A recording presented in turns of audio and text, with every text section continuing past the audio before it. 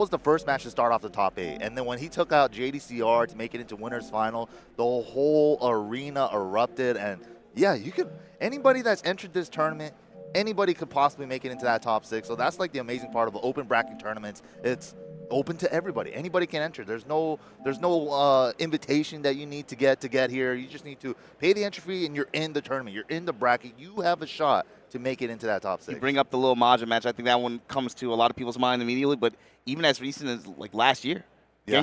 Genghis Don had a like crazy performance, crazy bracket run to make it all the way to the end. And with that one performance, he was very close to qualifying off to TWT just off of that one performance alone. Obviously, he was like, honestly, he was like really, really close just off of that one. It only really takes just that one weekend, that one day. If somebody can put together a crazy performance, they can really kind of, I think, set the tone for the rest of how Tekken 8 is going to shape up for the rest of the year in a major way. Especially, there's a sense of desperation, I think, now, especially for North American players, just because compared to a lot of other regions who have already had like a lot of representation and consistency in terms of event results and qualifying for major events, Tekken World Tour leaderboard gains, the North American players are the ones that have kind of like struggled the most in that consistency, I feel. So you got to imagine a lot of players that, especially if you're talking about players with their names on the backs of jerseys and stuff like that, Right. There's got to be a sense of urgency and like, yes, this is my chance this weekend. I got to be able to perform at tip-top shape and be able to try to make something happen. Yeah, no, that's definitely a big factor. And speaking of which, coming up next, we got the players setting up right now. It's Hopkicks versus Joey Fury. Yes, this is one of the players that you got to have your eyes on from North America. Shadow, Joey Fury, Joe Crush, Anakin. I think a lot of people kind of like are really easy to point names to point out when it comes to the North American contingency. There's a lot of players outside of that collection of names that haven't really been on the road as much. Right. That could also be huge threats in this bracket, especially looking at the way that the matchups are going to line up. But right now, Joey Fury looking to try to make a big weekend for himself. And that's kind of one of the things we've been talking about, right? Like Tekken 8, brand new game, especially coming from a previous Tekken. Like other previous Tekkens, you kind of just learned the new system mechanics. But Tekken 8 added a ton of new system mechanics with the whole heat system and stuff. Heat dash, heat burst, heat smash, like heat engagers. There's so many different ways to utilize that bar. And it's something that Tekken's never had before. And also chip damages on top of that, recoverable health. There's so many things to think about, and so obviously some players are going to have a little bit more of an easier time adjusting to the new system.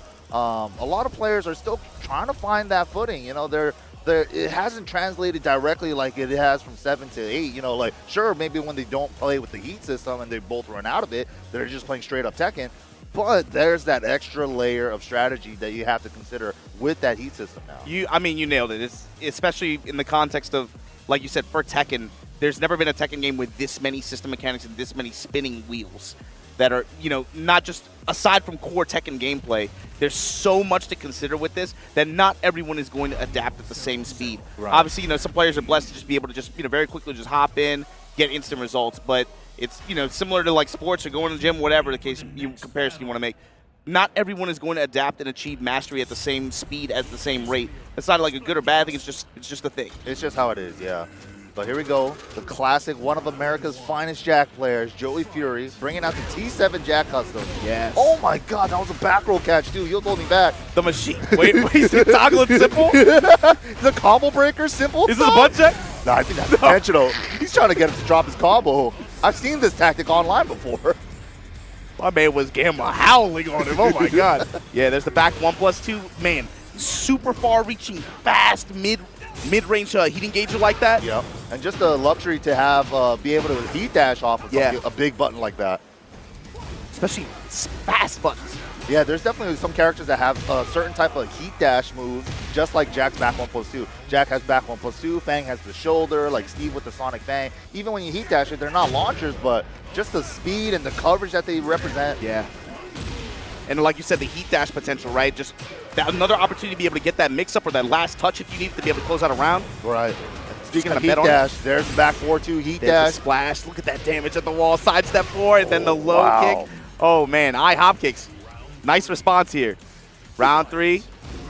We got instant starting up with Funny. Sidestep low. Wow, big call out on the running 2. And there's your spin. Toggling the special style again, just in case. That's some actual old school stuff too. Yeah, It's like right? just toggling it like that. Please drop your combo. Back four with the stomp. Swings into it. Yeah. Wow, took the frames, hit the while standing 4, trades with the down jab. Joey Fury up around. That delayable kick like that, of course, it's unsafe on the follow-up. You can mash out of it, but again, delayable timing. All right. Great return because of the knockdown at the wall, and here we go. Spin. The drill arm commits to the full carry. crouch. Oh, he's staying. Oh, he could have stayed ducking. He got up. He's in heat too. Has the benefit of the guard breaking the wall. What? Just sit there. Luckily, he didn't get guard broken, but man, okay, Joey's out of heat, but he's at the wall. He's in trouble. Delay mid-string, the tornado at the wall, parallel to it right now. Oh no. Gets clipped by the back 4-2 heat dash. Not quite enough damage, but the 3's going to close that out. Final round, first game. Nice punish on the round start, down 4-2.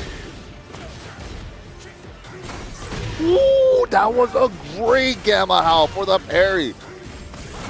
And conversion, oh my God. Punched him in the face. Dude, you know, And oh my Joey God. isn't like the Jack that I really think about him using the Gamma Howl parries like that. Yeah. That's more of like a Joe Crush thing, but I love the way he used that there. I mean, there, especially in that last round, those were targeted Gamma Howl setups. Dude, also, you got the benefit of the green fist buff just because of the timing that he activated. But yeah, you're right. I associate Joey and even like Anakin, I associate him with like Death by 1,000 Cuts, meaning Right. like more space control, more reserved, more calculated type of, you know, cutting you 1,000 times just to be able to get that win. Joe Crush is more heavy read base. But I like Joey Fury's approach right now. He's very aggressive. If we Frame Punisher versus Jack as well, the 2-3. Camacho chop into that heat dash mix-up like we talked about, into the low, down back 1. That's so good, man. When you're able to set up for it, too, in a way to where, like, the back 1+2 doesn't feel as risky. You just get that heat dash mix-up. Right. Okay, break his back down. Oh my God, guarantee, plant the seeds. Megaton Earthquake, stop. Dude, Joey's going Stop. in. He smells blood. Oh. Genocide Cutter going to be able to get a spin here. Caught him with the side step 4 mix-up. He did side step hop kick. Will he just go Starburst here off the running 2? Heat activate, infinite. Oh, the trade in Joey's favor. If he converted that, that would have been crazy. I don't even know he can. Whoa, big low parry, and that's what Joey was looking for last time. Please drop your combo. Please drop your combo. I ain't dropping nothing. And the down 4 to close it out. Joey Fury. That is definitely one of the players you got to have on your radar from North America to be able to try to make a big run in this tournament. You saw, of course, iHop Kicks too, running another very. I don't know what you.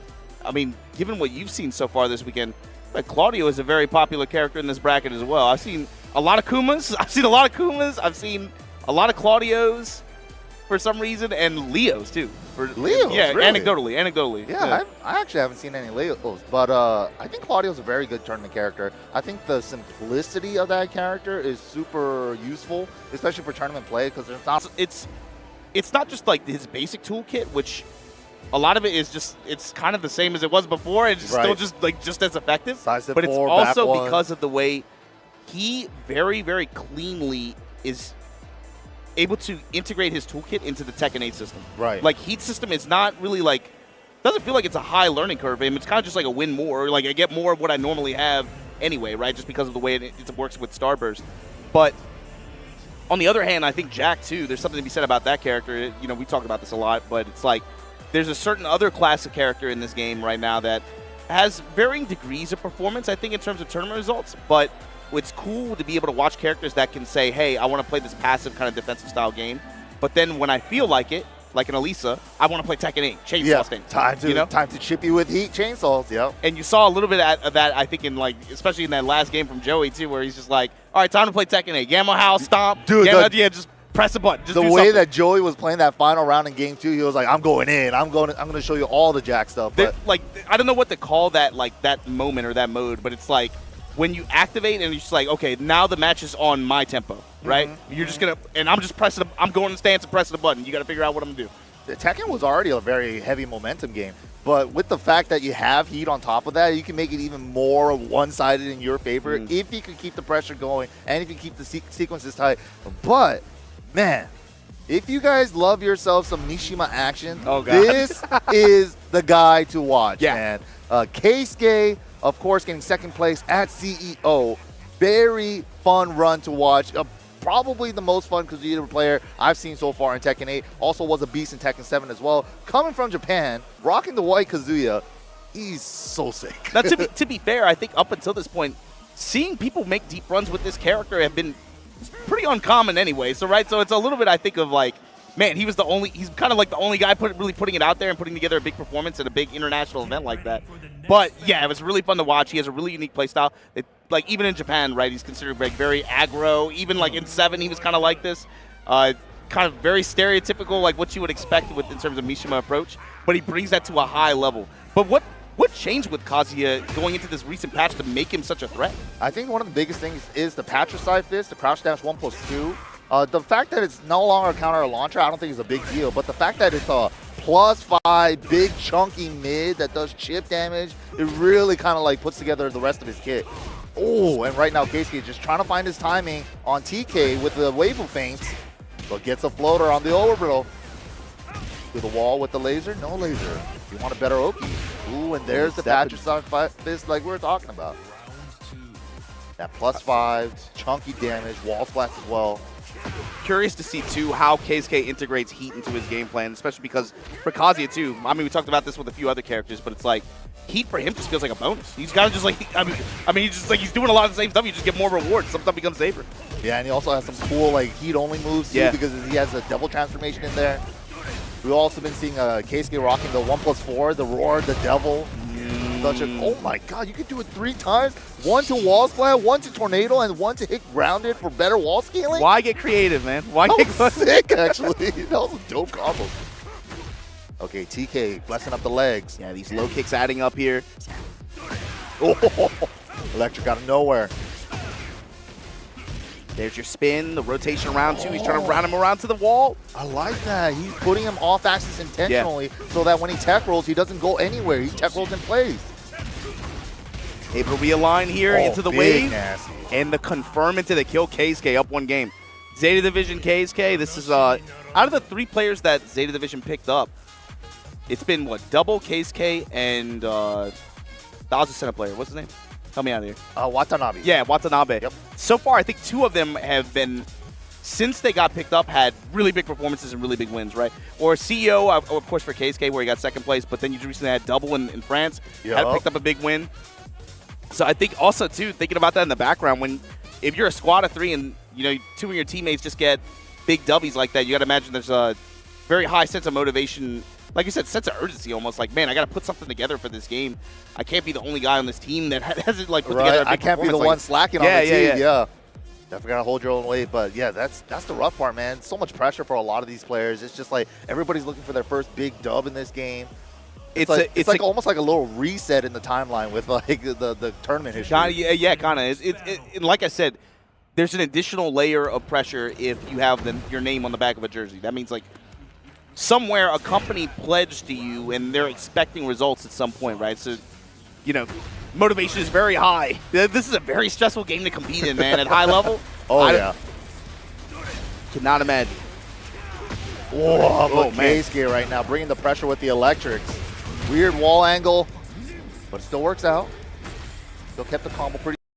Players kind of turned around in the past couple months. Dude, the Brian players early on, other than Jimmy, were saying that he's too similar. He's not it in this game. He's not it. He's not it. He's the same character as 7. And Jimmy was like, the fact that he has Sway 1 and Corsica 4 1+2 being saved, he's like, he's already a different character just from those things. There's the wave into the heat I don't dash. think he has enough life, though, to survive the down forward 2. Chunky mid. Good choice from Keisuke there. Keisuke threatening to take this set. 6 rounds straight. Set point. Stature. Counter hit. Wow. The step on that. Oh, man. Looking for the electric. Got it down, too. Classic Mishima misinput. He's had a few. Whoa. Runs right into the orbital. Wall's right there. Adjusts for it. Good. Oh, no. He tried to fix the wall angle just in case. But nice whip punish with a jet upper. Excellent. Oh, no. He did the wrong back 2 version, but it's fine. Happy accident. Gets it. Does a back 1. Gets up into it. Keisuke now. Still at set point. TK signs of life. Counter hit launch. I love Brian's combo. Snake Eyes activate. Poking. Oh, caught him ducking. Oh no, the Patrick's been help! Help! Oh no, jumper! Nice sidestep whiff punish with the down forward 1-2. Misses the triple electric combo, but doesn't matter. Picks it up with the low parry. Nicely done to Keisuke. TK definitely missed an opportunity there on the Tsunami.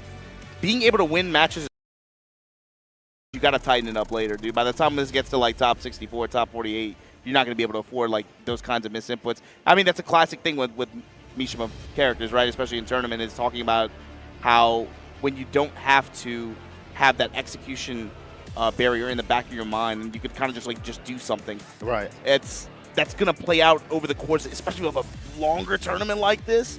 That's going to be a tough run for Keisuke to make, but we'll see. He's going to be moving on winner's side. Coming up next, this next match is you brought him up just a little while ago. Wee versus Mogul. That's a cool name.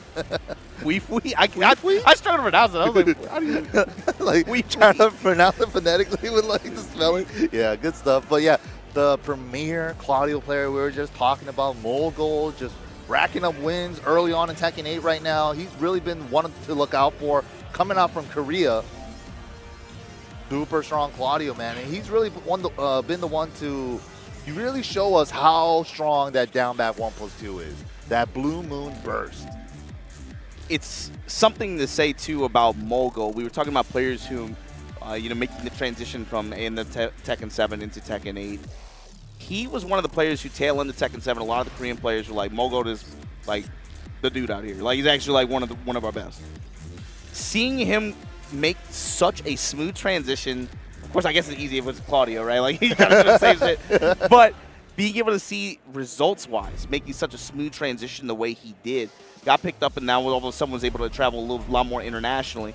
But again, huge win in, I mean, dude, like we said, there were 2 tournaments in a row. He won in Korea at that big Masters event there. Almost got a win in Sweden the next weekend after. Ulsan played spoiler from loser's side, if I remember correctly. But that's a scary level of consistency. When you talk about the density of brackets that we're talking about, and this guy was just able to just almost like with ease, just run through it. Especially with like how everybody was talking about like, oh man, this game is so crazy. Like, how do you control anything? But it shows you right there the consistency and the hard work does pay off. Showing how you can control in this game. Right. There's something to be said about that. That's man.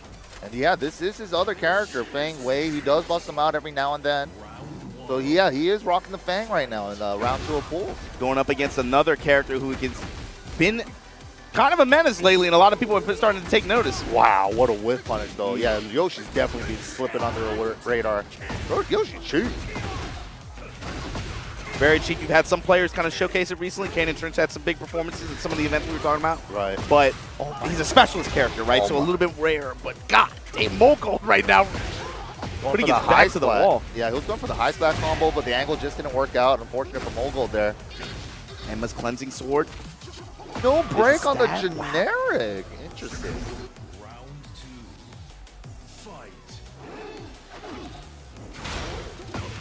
Wow, took the frames off the 3-1. Didn't quite get the wall carry though. All 3 hits. Oh, that spin went nowhere. Spin went nowhere. He went right into the wall. Dude, worst place to go. I like how he spun the other way right after. He's like, oh wait, I gotta go the other way. Okay, Mogul cleaning it up, tying it up. Ooh, the backwards avoiding the foe, just in case. Caught him ducking, safe mid launchers, why not? There's your lift kicks. Jabs to be able to space it out and get the wall. Shoulder at the wall, minus 50%. Down back 3. That's something else about Yoshi too in this game. Oh man, the back to 2. Engage. Right back at you. Lift kick. Put you right back on the wall. Right back where you came from. Activate. Mix. Shoulder just for the heat. Oh! I thought he was going to give us another one. Perfect bait and call out. He was aware. Flash is always on Yoshi's mind.